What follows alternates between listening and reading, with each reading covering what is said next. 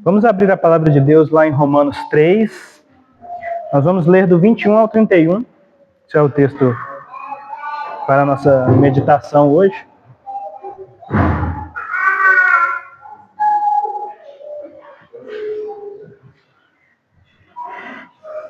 Romanos capítulo 3, do versículo 21 até o versículo 31.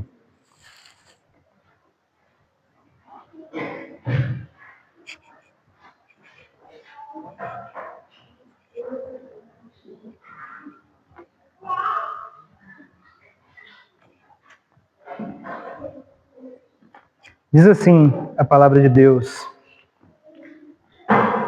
Mas agora sem lei se manifestou a justiça de Deus, testemunhada pela lei e pelos profetas. A justiça de Deus mediante a fé em Jesus Cristo, para todos e sobre todos os que creem, porque não há distinção. Pois todos pecaram e carecem da glória de Deus, sendo justificados gratuitamente por sua graça, mediante a redenção que há em Cristo Jesus, a quem Deus propôs no seu sangue como propiciação, mediante a fé, para manifestar a sua justiça, por ter Deus, na sua tolerância, deixado impunes os pecados anteriormente cometidos. Tendo em vista a manifestação da sua justiça no tempo presente, para ele mesmo ser justo e justificador daquele que tem fé em Jesus. Onde, pois, a jactância foi de todo excluída. Por que lei? Das obras? Não, pelo contrário, pela lei da fé. Concluímos, pois, que o homem é justificado pela fé, independente das obras da lei. É porventura Deus somente dos judeus?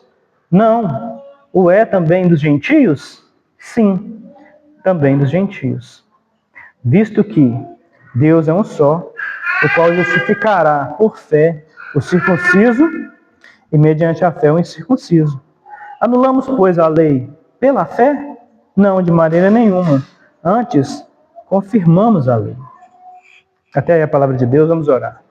Santo Deus, está aí a tua palavra, está aí a tua igreja, incluindo a mim, e a mim, o teu servo, que fará a exposição da tua palavra aos irmãos e ao meu próprio coração também.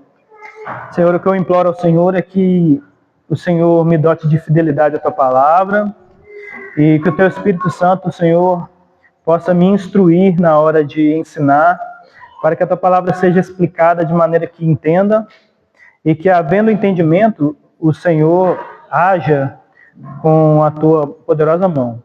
Sabemos, pois, que, Pai, até o entendimento que nós devemos ter ao compreender a tua palavra vem do Senhor. Mas sabemos, Senhor, que podemos entender a tua palavra e não concordar, ou entender a tua palavra e não acreditar, ou até entender a tua palavra e duvidar.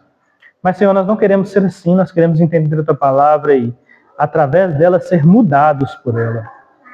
Mudados, Senhor, simplesmente porque, não como uma mudança forçada, mas simplesmente porque queremos, Senhor, nos adequar à tua vontade e nos adequar a ti, o Santo Deus e Eterno, que nos ama, que nos dá seu Filho, que nos dá o seu Espírito, que nos coloca no teu Filho para nos amar e depois apresenta-nos diante de ti com o seu Filho sobre nós, para que nós possamos contemplar o Senhor através do teu Filho, na face do teu Filho.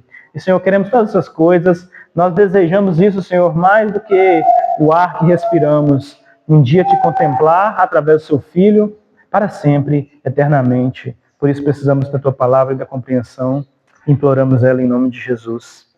Amém.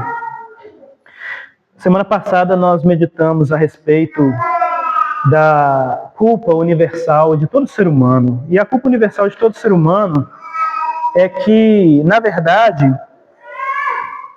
a culpa universal que Paulo descreve, do 9 até o 20, é que ela não é uma coisa nova, ou não é uma coisa que estava acontecendo no tempo de Paulo. Não era uma filosofia que estava atormentando Paulo naquele período, e então por atormentar Paulo naquela década, ou melhor, por atormentar aquela geração, aí Paulo achou por bem falar a respeito. Porque nós sabemos que assim é o humanismo secular. O humanismo secular, ele aborda questões que são contemporâneas, né? Então, até hoje em dia nas igrejas que você vai, os sermões, a forma do culto, tudo é contemporâneo. É tudo algo para agradar ao contemporâneo. Então, as adequações que são feitas ao culto são porque as pessoas não suportam o culto da maneira com que se deve ser. Então, você tem que adequar o culto à maneira com que as pessoas querem. Então, não é isso. Paulo ele não estava falando a respeito de uma culpa ou de um movimento secular, ou seja, um movimento do seu século, do seu grupo de pessoas, ou que atormentava a filosofia atual. Não era isso. Então, até o capítulo 1 e 2, e o 3 até o 8, Paulo estava trabalhando, e ele vai e faz um trabalho muito bom, né, de explicar a culpa que o ser humano sente. Ela é real porque o ser humano de fato é pecador. E porque de fato o ser humano está em desacordo com a realidade. O que acontece é que existe uma desconexão humana com a realidade. Aquilo que você acredita que é real, na verdade, foi fabricado pelo próprio ser humano como realidade. Então a moral humana, as leis humanas, de certa maneira, como elas devem se comportar uns com os outros, até a religião humana, toda foi fabricada pelo ser humano e dita como realidade. Só que não é a realidade, é o pecado. E aí Paulo está dizendo, olha, vocês não têm contato com a realidade, vocês têm que entender a realidade. A realidade é que vocês são pecadores, e por serem pecadores, vocês são culpados. Por serem culpados, vocês estão desconectados com Deus. E por estarem desconectados com Deus, a vida de vocês é do jeito que é. Uma bagunça. E então, do 9 até o 20, irmãos, ele vai dar uma base bíblica. É uma biografia, né, poderia dizer assim. Ou seja, depois do argumento, ele vai e coloca a base bíblica, que é vários textos, inclusive o Salmo 14, mas vários outros textos, para poder dar essa base bíblica. E então nós chegamos agora. Porque Paulo, lá, apesar de eu ter dado uma conclusão que pudesse, apresentando o Evangelho como a solução, para os irmãos não ter que esperar uma semana para ver a conclusão de Paulo, agora nós vamos ver a conclusão de Paulo, ou melhor, a solução para a culpa universal. Então, domingo passado nós vimos que grande parte do que a filosofia pós-medieval, né, início da Era da Revolução, até a nossa atual filosofia, foi tentar excluir pecado, excluindo Deus, né, tentar excluir Deus da equação, por isso excluir o pecado, por isso excluir a moral e por isso excluir a culpa. Só que a culpa, o que é a culpa? A culpa, eu falo a culpa de uma maneira geral, não a culpa real, né? A culpa verdadeira. A culpa é o sentimento. Ela é o que você sente. E não tem como você excluir. Ou seja, você pode excluir Deus, você pode excluir a moral, a lei, mas você não consegue excluir algo que você sente. E a culpa, ela é o diagnóstico que nós damos para nós mesmos que há um problema. Então ela é o sintoma, não é o diagnóstico, é o sintoma de que há um problema. E você sente culpa. Todos sentimos culpa. Todo ser humano sabe que tem alguma coisa errada. E como que nós sabemos disso? Porque essa geração que excluiu Deus, as gerações atuais, desde a década de 60, 70 para hoje, as gerações que mais tentaram movimentar-se contra Deus, são as gerações mais ansiosas, as gerações mais depressivas, tristes. Por quê? Porque eles não estão em paz. eles se sentem culpados. Então eles fazem livros para tentar lidar com o sentimento de culpa, quando na verdade não há pecado, não há Deus. Então, como lidar com o sentimento de culpa? Então eles têm várias técnicas. Respiração, isso, aquilo. E todas são técnicas que tratam o sintoma, mas não tratam a ferida real. Então Paulo está dizendo para nós, e disse para nós domingo passado, que vocês se sentem culpados, excluíram Deus, porque todo ser humano é culpado. Por isso se sentem culpados. São culpados. E agora ele vai nos dar a solução. Antes de entrarmos propriamente dito no versículo 21, aqui o que Paulo está apresentando também, novamente, não é algo novo. Você não vai ver nada novo. Essa mensagem que Paulo está apresentando, na verdade, ela ecoa por toda a Escritura. Nós vamos ver o Antigo Testamento, mas vamos ver primeiro o Novo Testamento.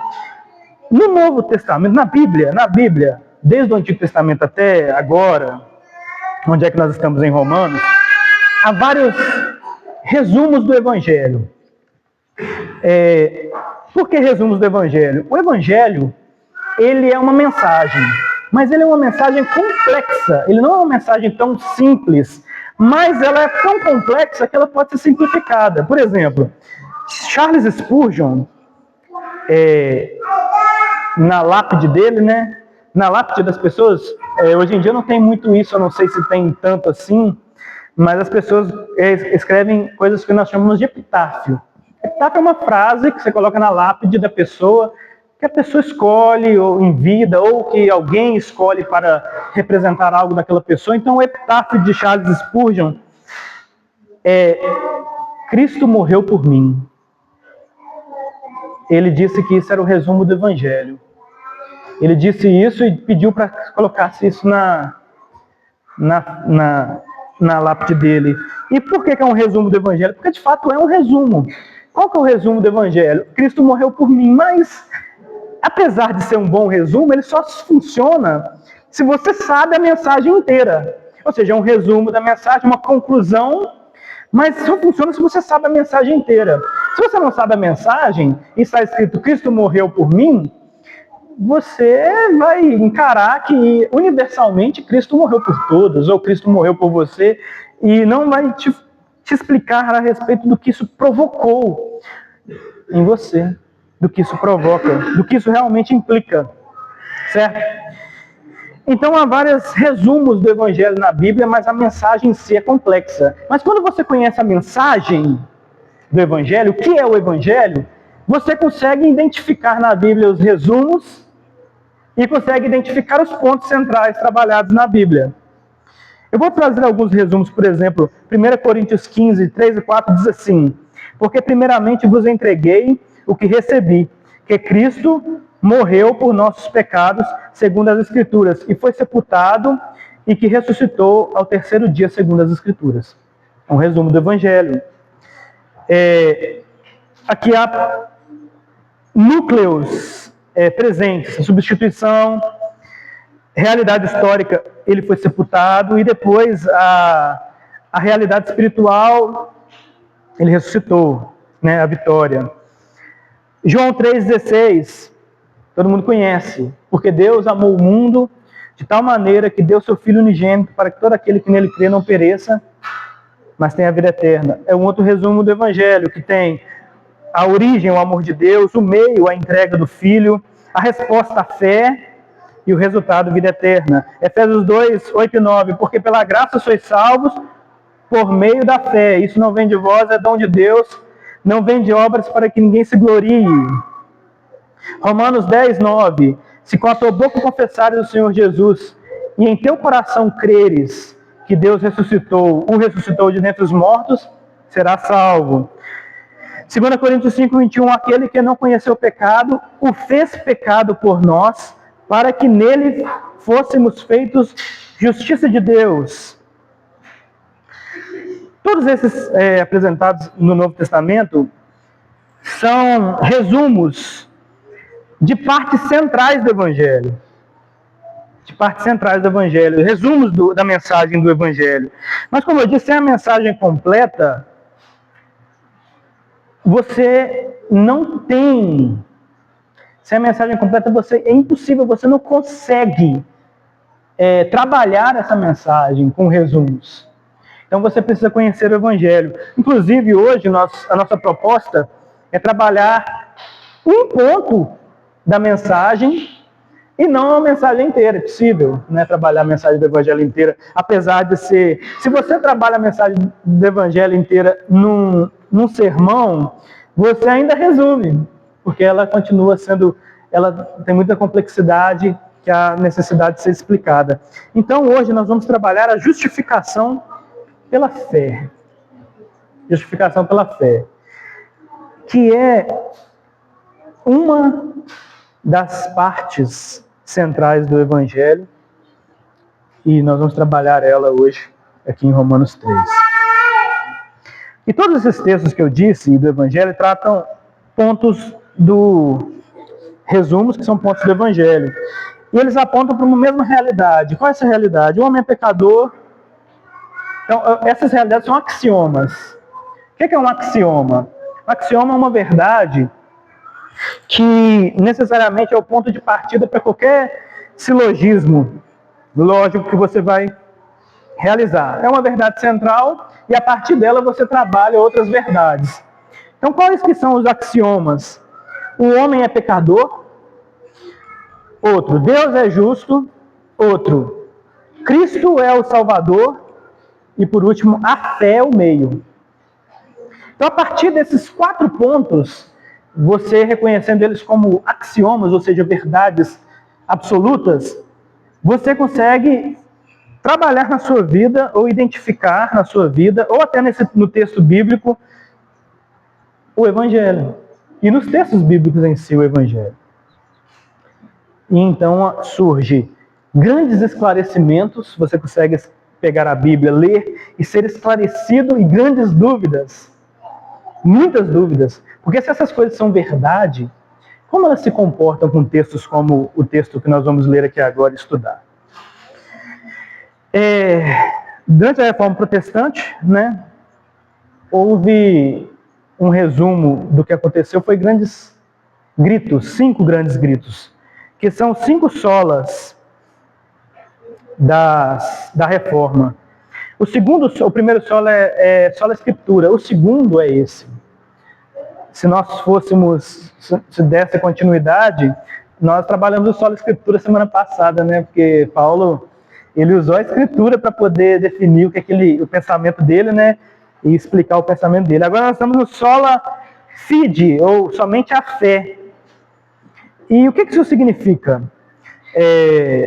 Então nós temos, os solas são sola Escritura, sola gratia, solus Christus, sola Deo Gloria e sola fide, somente a fé. E nós vamos trabalhar o sola fide hoje. E o que significa sola fide? Eu não vou poder trabalhar muito por causa do tempo, essas questões dos solas, mas os solas basicamente são gritos para poder dizer que nada deve ser acrescentado. Ou seja, quando se diz somente a graça, quando nós falamos sobre somente a graça, por exemplo, por que somente a graça? É porque outras religiões, inclusive no caso, majoritariamente a Igreja Católica, acreditava, a Católica Apostólica Romana, né? Acreditava que a graça era essencial para a salvação. Sem graça não há salvação. Mas também a graça estava associada a certos comportamentos. Então, por exemplo, a graça salva, né? Mas se a pessoa não tiver um comportamento para o qual Deus possa demonstrar graça, não tem como ser salva. Então, ou seja, a salvação ela é pela graça, mas aí a Igreja Católica apontava outras coisas que envolviam a salvação na questão soteriológica, né? Então, ou seja, a salvação ela era pela graça, mas também ela tinha certas restrições. E assim vai, sola Escritura, sola Deo Gloria, somente a Deus glória, né? E então nós chegamos no sola fide. E por que sola fide? Por que somente a fé? é porque todas as outras religiões, inclusive as religiões ateias, inclusive as religiões dos ateístas, inclusive aquele que não acredita em nada, ele acredita pela fé dele de que ele precisa regular o mundo, ele tem uma balança cósmica, então isso é comum no ser humano. Existe uma balança cósmica, então eu pratico boa ação e pratico uma ação. Aí quando eu pratico uma ação, eu preciso praticar uma boa ação para poder equilibrar, né, as coisas. Para equilibrar as coisas. Todo ser humano, quer ateu, quer religioso, pensa que existe uma coisa que você deve fazer para equilibrar as coisas. E é por isso que nós temos tanta política de meio ambiente e política de ONGs e coisas assim. Por quê? Porque o ser humano está consumindo coisas do planeta, mas aí entra um desequilíbrio ecológico e tem que haver um equilíbrio cósmico. Até uma vez eu estava pregando numa congregação e eu estava abordando esse tema e eu estava falando a respeito de como que, apesar deles serem ateus, né, o pessoal lá do Greenpeace, esses lugares, esse pessoal, eles acreditam num Deus natureza. Por quê? Esse Deus, ele está irado. Olha só, se você desmata, como é que esse Deus responde? Ele traz uma resposta natural, destrutiva. Então você tem ali aquecimento global, você tem ali, como é que fala? Tsunamis, furacões, tudo por quê? Porque é um sistema, o sistema está equilibrado. E quando você desequilibra o sistema, como que a natureza responde? A natureza responde com destruição. Com destruição. Então tem toda essa destruição por causa porque você mexeu no sistema, é um equilíbrio, você desequilibrou, então a natureza responde. E até então, você pode pensar assim de uma maneira não intelectual, como se a natureza não tivesse nenhuma, nenhuma intenção. Mas não é assim, irmãos. Quando acontece um tsunami, as pessoas, até as ateias, falam, tá vendo? Merece. Por quê? Porque desequilibrou o sistema, essas pessoas, moralmente, elas merecem receber essa sentença natural. Que as pessoas acreditam de fato que a natureza é um Deus que está punindo e ela é justa, mesmo não acreditando em Deus. Então a justificação pela fé, ou a fé, ela não veio para... ela veio para poder colocar um sola. Por isso somente. É somente a fé. Não há uma balança cósmica, não há uma ação que você vai fazer para equilibrar a balança. A fé, essa doutrina, afirma que o pecador é declarado justo diante de Deus exclusivamente pela fé e somente pela fé, sem qualquer contribuição de obras. O que é justificação? Não é a transformação interior. O que não é a justificação? Justificação não é a transformação interior. Isso é santificação. A justificação é a declaração legal de que o homem que era culpado agora é justo. E que o homem que estava condenado agora está absolvido. E a base Coríntios 5:21, né, que a gente já leu inclusive, está nos levando a pensar que na cruz o que acontece Cristo substitui a gente como pecador no nosso lugar, tomando os nossos pecados, e então nós acreditamos naquela substituição, e acreditando naquela substituição, nós acreditamos nas consequências do que aconteceu. E acreditando nas consequências do que aconteceu, nós temos fé de que foi pago a dívida, de que a dívida está acertada e de que no final das contas nós estamos salvos. Salvos, é claro, como eu disse, somente pela fé e por acreditar nisso. Então vamos para o nosso texto, que inicia-se no versículo 21. Então, Romanos 3, 21 diz assim: Mas agora sem lei se manifestou a justiça de Deus, testemunhada pela lei e pelos profetas. Mas agora, e esse mas, a Bíblia ela tem muitos mas. O mas, agora, ele é uma das coisas mais importantes, apesar de não parecer, desse texto inteiro. Porque ele agora está fazendo uma transição. Se você está lendo Romanos com muita atenção e acreditando no que Paulo está dizendo, quando você chega no versículo 19 e 20 de Romanos 3, você está desesperado. Se você de fato está lendo com a profundidade do que o texto diz, né? Então você está ali desesperado. E se você está desesperado ali naquele momento, você começa a ficar pensando: e agora? E agora, o que fazer? Nem judeu, nem gentio. Todo mundo é ímpio. Todos pecaram, todos estão condenados. Não há ninguém que faça o bem. Não há nenhum sequer. E você começa a pensar: então, como ser salvo? Uma vez, eu estava passando uma classe para adolescentes, e eu li esse texto. Depois que eu terminei de ler esse texto, eu perguntei aos adolescentes: e aí, como ser salvo?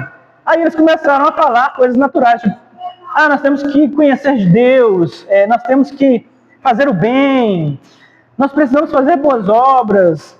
Só que uma menina, que estava lá no meio desses adolescentes, virou e falou: meu Deus, ela falou assim, e agora? Ela ficou desesperada. Ela me perguntou, ela falou: eu não sei o que fazer. Pelo texto que você me mostrou, não, na verdade, ela parou, ela estava pensando assim, todo mundo dando uma resposta. Na hora que eu apontei para ela, eu não sei.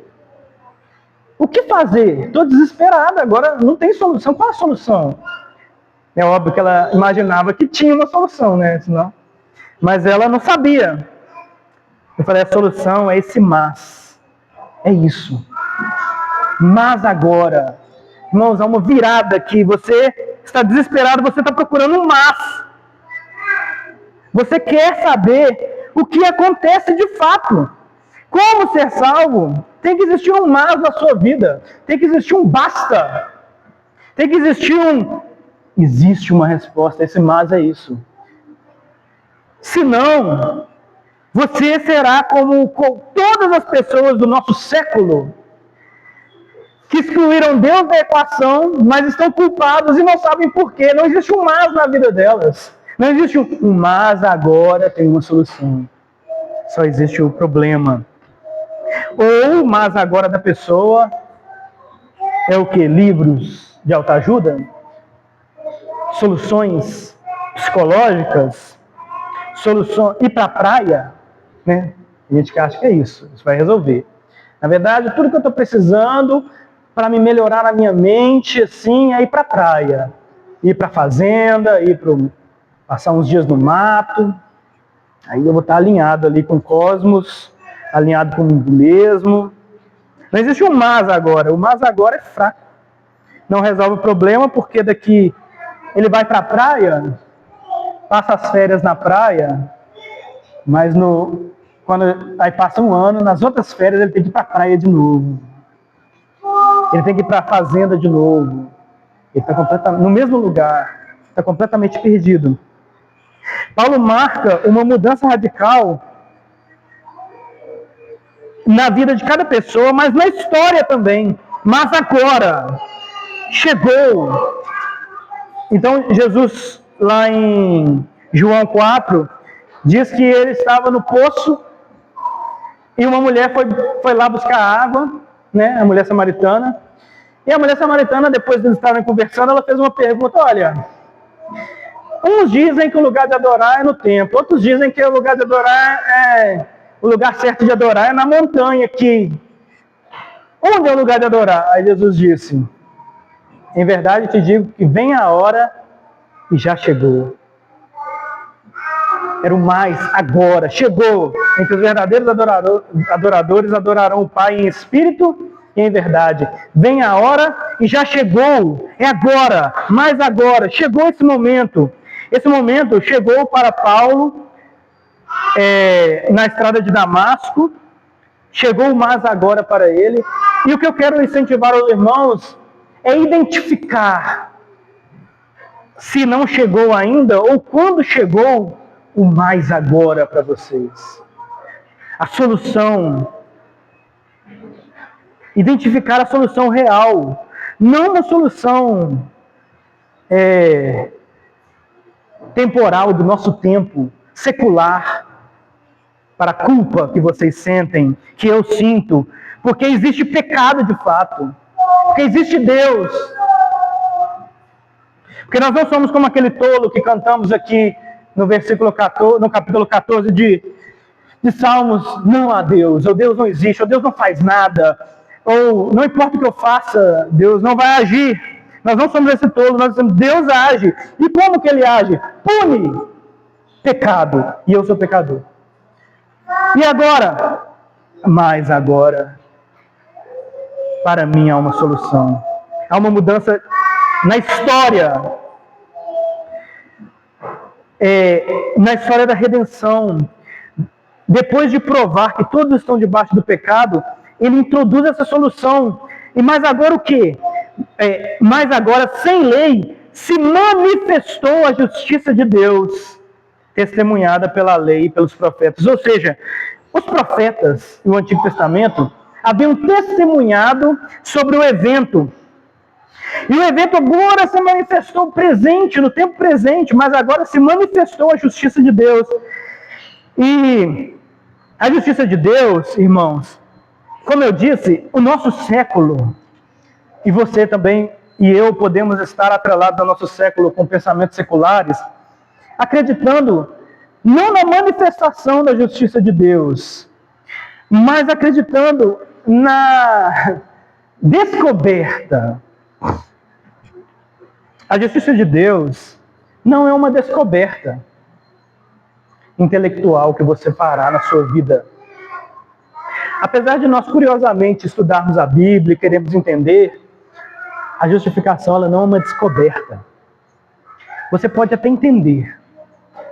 Você pode estudar, entender a justificação, entender o Evangelho, mas isso não configura você para que a justiça se manifeste a você. Não existe, isso não faz um mais agora acontecer. Por quê? A justiça de Deus ela não é descoberta por você, ela é manifestada.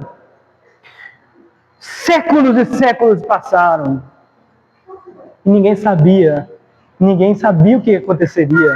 Aí Jesus vem e morre e ressuscita. E o que acontece com aqueles homens que andaram com ele durante 3 anos? Eles vão no túmulo, veem a pedra removida, mas não sabem o que aconteceu. Eles ouvem Jesus falar durante 3 anos que morreria e ressuscitaria, mas não sabiam, não entendiam. Ouviram, mas não entendiam. Por quê? Porque isso não é compreendido pela mente. Não é um assentimento intelectual. Não é porque você é mais sábio ou melhor capacitado, né, ou melhor capaz, né, em si mesmo. Mas é porque isso se manifestou. Se manifestou a nós. Foi revelada. Sem lei, não significa oposição à lei, mas independente das obras da lei, como meio de salvação. Então, essa lei, o Evangelho, a justificação, Cristo agora chega na sua vida manifestado. Ele se revela e se manifesta. E a grande prova disso é os discípulos na estrada de Emaús, andando ao lado de Jesus, caminhando do lado, e não sabiam quem ele era. Não sabiam. Até ele se manifestar. Então ele se manifesta sem lei, tendo testemunho da lei dos profetas, ou seja, o Antigo Testamento inteiro apontava para essa justiça, apontava para a justificação pela fé. Nós lemos aqui a história de Abraão. Abraão considera Deus justo.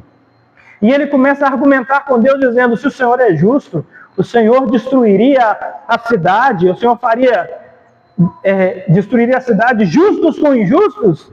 Deus diz o quê? Óbvio que não. É óbvio que eu não faria uma coisa dessa. E então aquela grande argumentação, e se tivesse 50, 45, até chegar a 10, até chegar à conclusão que o irmão William nos deu. A cidade foi destruída por quê? Não tinha ninguém. Ninguém era justo. A Bíblia fala sobre isso, aponta para essa justiça pela fé, porque depois nós vamos ver que Ló foi justificado pela fé também. Mas não vamos ver isso agora. Então, versículo 21, agora, tem que ter um mais agora na sua vida. Então, Romanos 21 vai dizer que agora se manifesta a justiça de Deus, testemunhada pela lei e pelos profetas. Versículo 32, isto é, a justiça de Deus pela fé em Jesus Cristo, para que todos e sobre todos os que creem, porque não há diferença.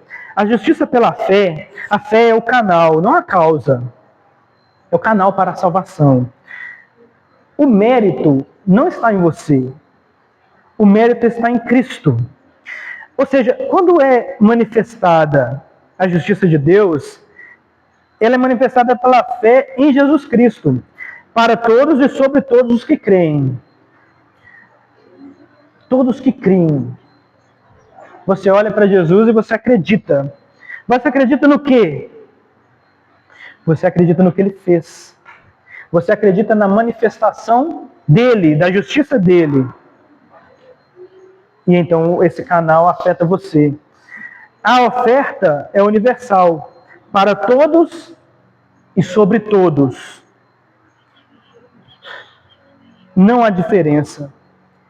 Todos estão igualmente em pecado. Então, por isso, todos, perdidos e necessitados e incapazes, podem alcançar a salvação por crerem em Jesus Cristo, pois todos pecaram e carecem da glória de Deus.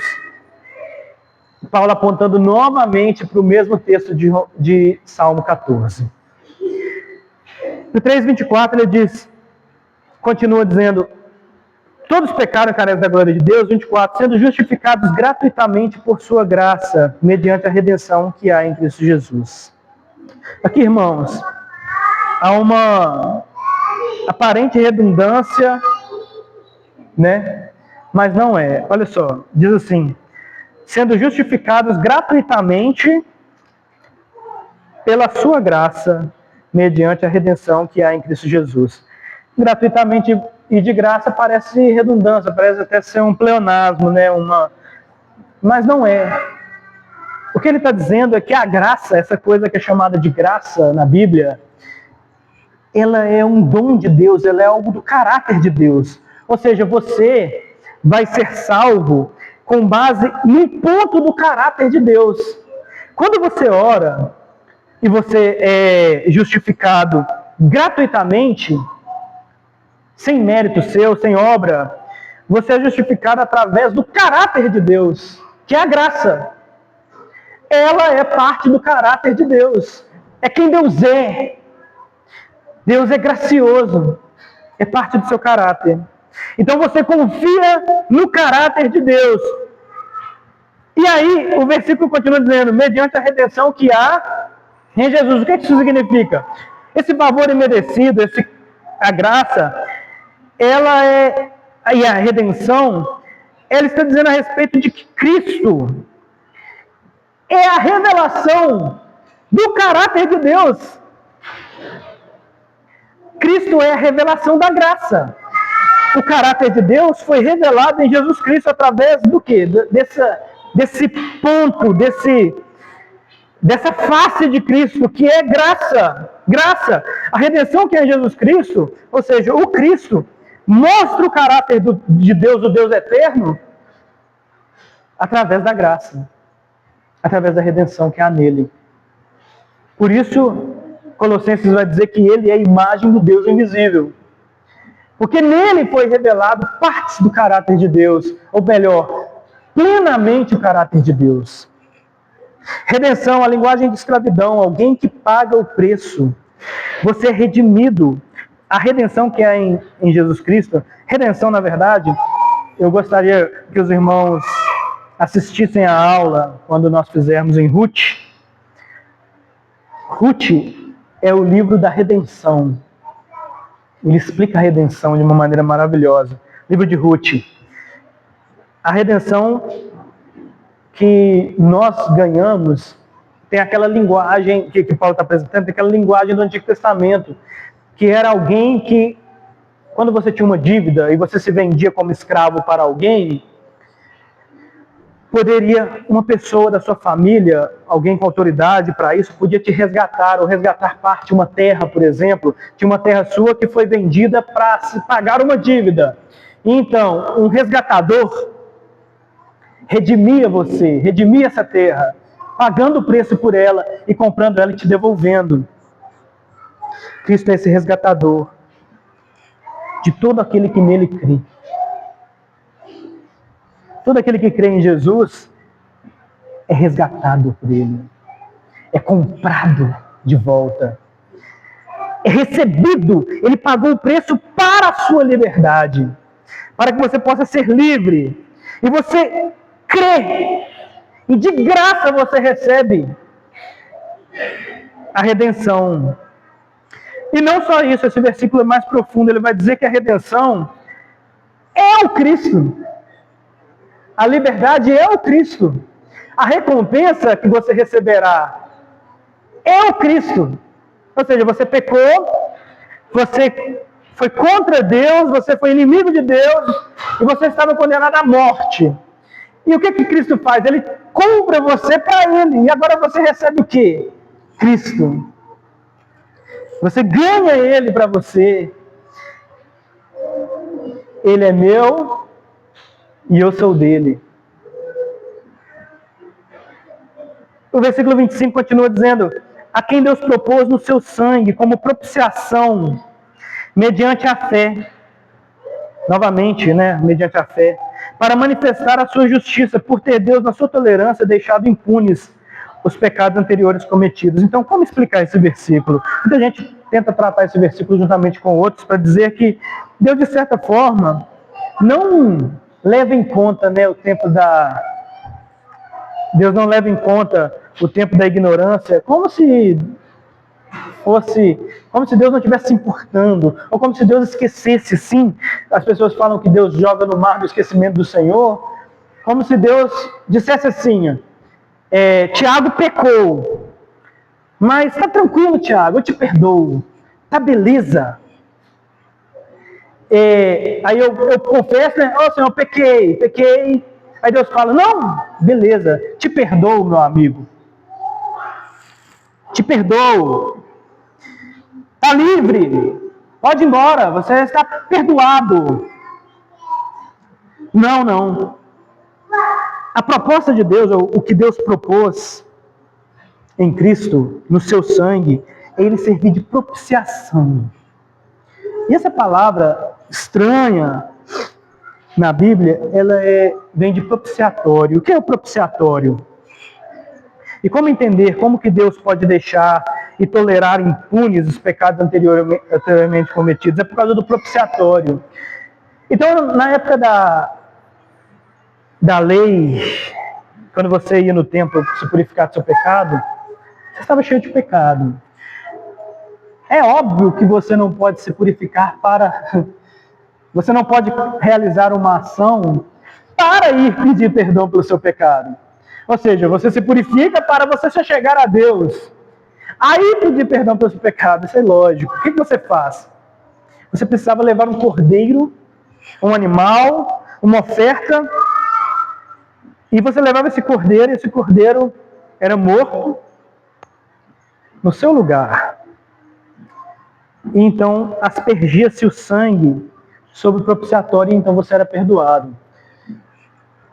Para você realizar toda essa ação cerimonial, levar o cordeiro, estar lá presente, cantar as músicas, ouvir a palavra e receber o sangue, você estava sob pecado. O que Deus está dizendo? Jesus está dizendo aqui, Paulo, perdão, está dizendo aqui, que quando Deus propôs no sangue de Jesus propiciar o seu pecado, aí o judeu lembrava, é aquele ritual no qual jogava-se o sangue sobre a arca, sobre a tampa do propiciatório, e ela recebia o sangue lá. Todos os seres que estavam lá ofertando estavam cheios de pecado. Eles estavam se apresentando a Deus cheios de pecado. Quando eles chegavam lá no templo, Deus não os matava, não fulminava eles. Deus tolerava até o sangue ser aspergido. Então o que Deus está dizendo é que todo o seu pecado, até o momento em que você se arrepende dele, é tolerado por Deus. Por quê? Porque Deus propôs no sangue de Jesus uma coisa que aconteceu no tempo, mas que aconteceu antes da fundação do mundo. Então, ou seja, a quem Deus propôs o sangue como propiciação, né, Cristo, como propiciação, ou seja, como a tampa que te tampa da ira de Deus, mediante a fé, mediante você crer nisso, para manifestar a sua justiça, manifestar a justiça de Deus, por ele ter tolerado, na sua tolerância, deixado impunes os pecados anteriormente cometidos. Deus te perdoa antes de você confessar o seu pecado. Deus tolera a sua presença. Deus tolera que você ande. Por quê? Versículo 26. Tendo em vista a manifestação da justiça no tempo presente, né? Para ele mesmo ser justo e justificador daquele que tem fé em Jesus.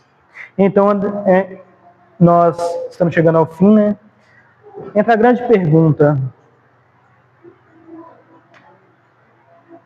Deus propôs, vamos trabalhar isso. Deus primeiro propõe, ou seja, a cruz não é um acidente, ela é um plano. Foi proposto.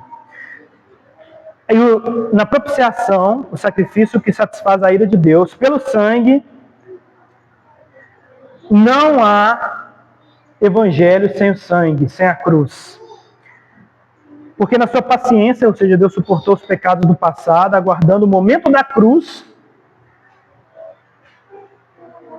Então, qual que é a grande questão? A grande questão é como que Deus pode perdoar? Muita gente pergunta assim, por que Deus não salva todo mundo, né? Por que Deus não perdoa todas as pessoas? Na verdade, nós estamos sem tempo para explicar isso, né? Nosso tempo já foi. Mas a pergunta é inversa. É por que Deus não condena todo mundo? Por que Deus não condena todo mundo? Porque, veja bem, Deus é justo. Conforme Abraão já nos declarou aqui pela leitura do irmão William. Deus é justo. E o que um Deus justo requer? Justiça. E se Deus perdoa pecadores, se Ele perdoa pecadores, como eu disse, se Deus vira para mim e fala, Tiago, eu peço perdão, Deus me perdoa pelos meus pecados, ele diz, Tiago, tá beleza, pode ir, vai em paz. É óbvio que nós queremos que seja assim, mas não é assim. Na vida real, a gente só quer que seja assim na igreja, com Deus, no âmbito espiritual. Nós queremos que Deus nos perdoe assim no âmbito espiritual. Na verdade, religiosamente, as pessoas acham que é assim, continuam pensando que é assim. Você vai lá, confessa o seu pecado, Deus perdoa, pega o seu pecado e joga no mar do esquecimento do Senhor, e tudo bem, porque eles acreditam que o mar do esquecimento do Senhor não teve um nome, que o mar do esquecimento do Senhor não é um lugar, que o mar do esquecimento do Senhor não é um momento na história em que Deus teve que se esquecer do Filho, né?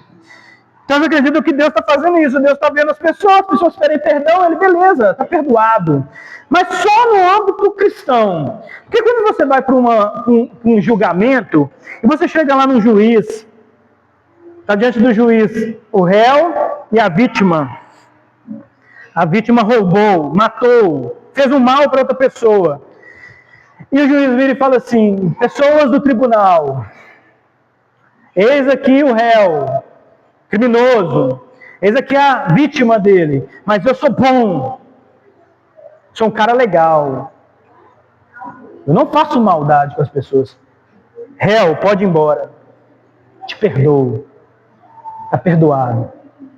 Vá em paz. As pessoas vão perguntar, o quê? Como assim?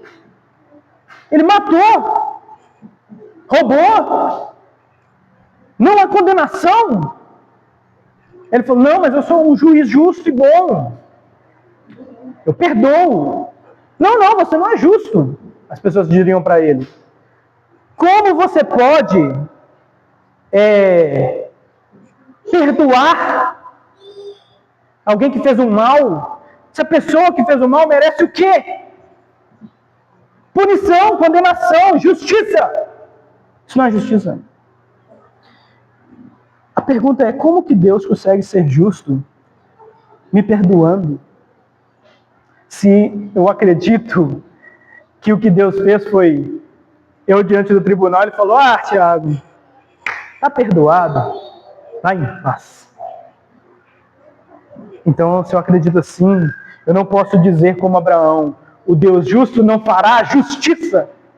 Foi isso que Abraão disse, né? Como Deus pode, e a ideia de Abraão era o quê? Como Deus pode condenar ímpios com justos? Porque condenar justos eu até entendo. Condenar ímpios, tudo bem, eu entendo. Agora, condenar os justos no meio dos ímpios, isso eu não entendo.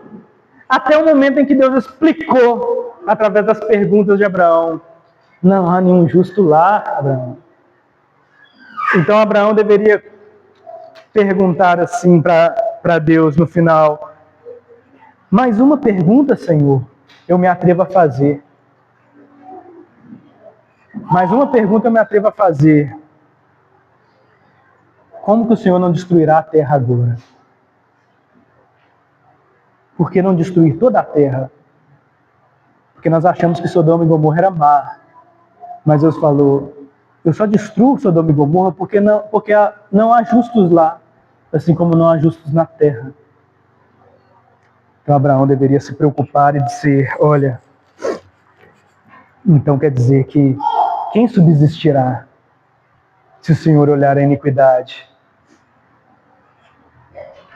Então como resolver a equação? A equação é resolvida assim.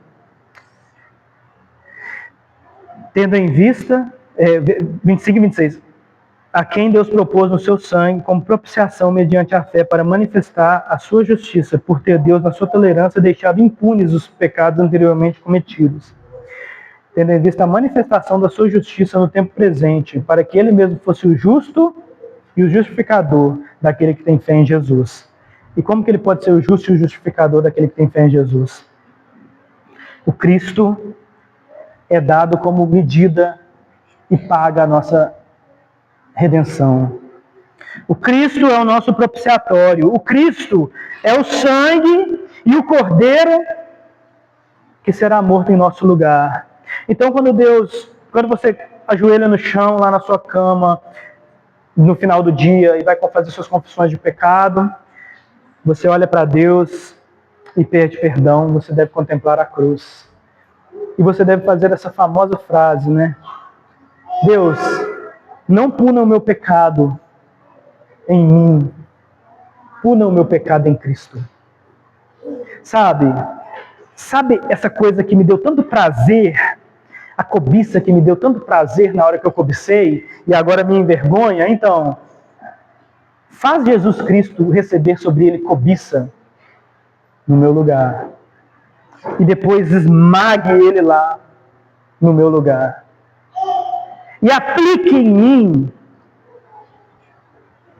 a obra dele, a vida dele. E aí entra o versículo 27, que é o versículo um dos mais importantes de todo o Evangelho. Onde, pois, a jactância? Toda a jactância, que esse versículo é uma pergunta para todas as religiões do mundo. No que você está se orgulhando? Onde, pois, a jactância? Foi de toda excluída. Por que lei das obras? Não, pelo contrário, da lei da fé. E o que significa jactância? É uma palavra meio estranha, mas ela significa basicamente o orgulho ela é o orgulho espiritual. Orgulho espiritual. A jactância, ela é tudo aquilo que você faz quando você acredita que você está fazendo algo que merece alguma coisa. E aqui, qualquer orgulho que você ache que você merece, é como os judeus perguntando, que vantagem tem ser judeu? Não tem vantagem, parece, não tem vantagem nenhuma.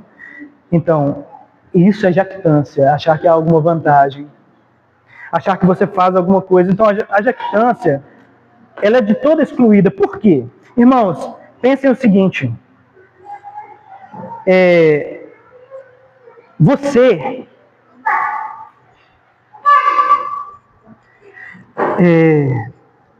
Quando você vai receber um presente, a pessoa às vezes vê uma necessidade. Ela vai te dar um presente, ela vê uma necessidade, uma roupa, calçado. Nós fazemos muito com nossos filhos, né? Os filhos estão com os calçados ali precisando trocar, a gente vai lá, compra calçados. Eles precisam trocar os calçados, roupa, né? Principalmente o menino cresce muito, precisa trocar a roupa. Mas eu queria dar um exemplo aqui. Pensa que você recebe, por exemplo, você está num lugar, uma pessoa vem e te dá um presente assim, ó, uma escova de dente e uma pasta. Toma aqui essa escova de dente, essa pasta. Ou toma aqui uma balinha de menta. Você vai pensar assim, obviamente eu não estou escovando os dentes. Você recebeu o presente, mas obviamente você percebeu que com o presente veio um comentário, uma indireta, né? Então, um perfume, toma esse perfume, toma esse desodorante aqui, toma esse sabonete. Por quê? Com o presente vem uma ofensa velada.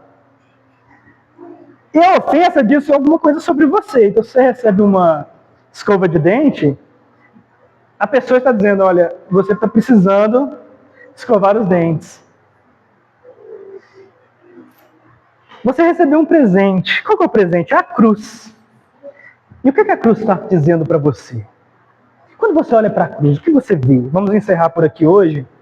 Domingo que vem nós continuamos então. Vamos concluir. Você recebeu um presente, você recebeu a cruz. Do que você vai se orgulhar? Você pode pensar, olha, receber a cruz, Deus morreu por mim na cruz, mas eu nunca cometi um pecado que de fato merecesse cruz. O que é cruz? O que a cruz é? É o pecado, condenação máxima. Não é só te decepar a cabeça. Por exemplo, lá no Império Romano, se você cometesse um crime, você podia ser açoitado, preso, ou eles podiam te condenar à forca ou a cortar sua cabeça. Mas quando eles queriam quando alguém cometeu um pecado muito horrível, eles queriam condenar alguém de maneira brutal. Só esse cara, ele não merece ficar preso. Esse cara não merece apanhar, simplesmente. Esse cara não merece ter a cabeça cortada, nem ser enforcado. Esse cara tem que sofrer uma morte que represente para nós, sociedade romana, o crime que ele cometeu, a maldade que ele cometeu, aquilo que nós repudiamos. Então eles crucificavam essas pessoas. Então você pegava o pior bandido, a pior pessoa possível, e pregava lá na cruz para mostrar de exemplo para todo mundo e dizer, olha, nós rejeitamos socialmente essa pessoa. O que ela faz não tem reversão. Nem matá-lo imediatamente queremos. Nós queremos dar exemplo. Então, se você chegar à cruz e disser, olha, eu pequei, mas nem tanto para merecer a cruz, então o presente não é para você. A sua fé não é a fé verdadeira. Quando você olha para a cruz, você deve dizer, olha, o que eu fiz mereceu a cruz. Porque senão, ele não precisava ter morrido na cruz por mim. Porque Jesus morre, irmãos, por culpa de verdade. Ele não morreu por aquilo que você acha que é um pecado, ou por aquilo que você acha que foi um pecado, porque um outro ser humano, uma condição X ou Y, fez você cometer. Você fala para Deus, Deus, eu não tive paz naquele dia, mas também, fulano é difícil, né? Se fulano fosse mais fácil, eu não pecaria ali. Você está dizendo para Deus assim, eu pequei, mas a culpa é do fulano. Então não é sua culpa. Então Deus não pode morrer por esse pecado. Você não deveria estar confessando ele, porque não é culpa sua. Deus morreu por culpa real. Você só pode confessar pecados que aconteceram, que você cometeu. O pecado que você vai confessar é a cruz. Você vai ter que confessar: Deus, eu mereço morrer na cruz, eu não mereço nem ser decapitado imediatamente. Nem ficar preso, nem ser açoitado. Eu mereço a cruz. Eu cometi culpa real. Só aí, quando você entendeu a ofensa do presente que você recebeu, você vai entender a sua situação. Então você vai entender a fé que você precisa ter. Você precisa acreditar, primeiro, que você merece a cruz. Então, irmãos, não há ninguém que você possa julgar nessa vida e dizer: olha, pelo menos eu sou melhor que aquele ou aquele. Não há, porque se você merece cruz. Segundo, então essa é a primeira aplicação. A segunda aplicação: você deve ao olhar para a cruz e contemplar a sua culpa real, você deve perceber que a sua culpa foi colocada em Cristo e você foi perdoado. Ou seja, a sua fé não é que você vai pagar, que você vai fazer uma boa ação ou comportar de certa maneira e Deus vai te aceitar. Não, a fé inclui você olhar para a cruz, olhar para a sua ofensa e dizer: foi justa, eu mereci estar ali, e então Ele esteve no meu lugar. Fui perdoado. Então você não pode olhar para ninguém em volta de você também e dizer que não pode ser perdoado. Irmãos, a cruz revela que todos os seres humanos podem ser perdoados. Todos. Nunca julgue ninguém ao achar que essa pessoa é receptiva ou não ao Evangelho. Por isso nós pregamos para as nossas crianças, para os nossos bebês. Por isso nós pregamos para os idosos. Por isso nós pregamos para o ateu. Por isso eu prego para os crentes aqui hoje. Por quê? Porque não está na sua capacidade, nem porque você é crente, nem porque você é criança, nem porque você é idoso, nem porque você é ateu. A capacidade está no Cristo. A justificação pela fé te humilha completamente. Você não aceitou Deus, você não o buscou, você não o procurou, e Ele te encontrou. A fé que você tem é a fé no Cristo. E não há orgulho nenhum. No que você vai se orgulhar? Que obra você pode apresentar ao olhar para a cruz? Há alguma obra sua que se equipare a Ele morrer na cruz por você? Há alguma coisa que você possa fazer que se equipare a isso? Você quer fazer alguma coisa sendo que Ele já fez? Não há orgulho. O orgulho ele vai embora. Nós só olhamos para a cruz e aceitamos. Vamos ficar de pé, nós orarmos.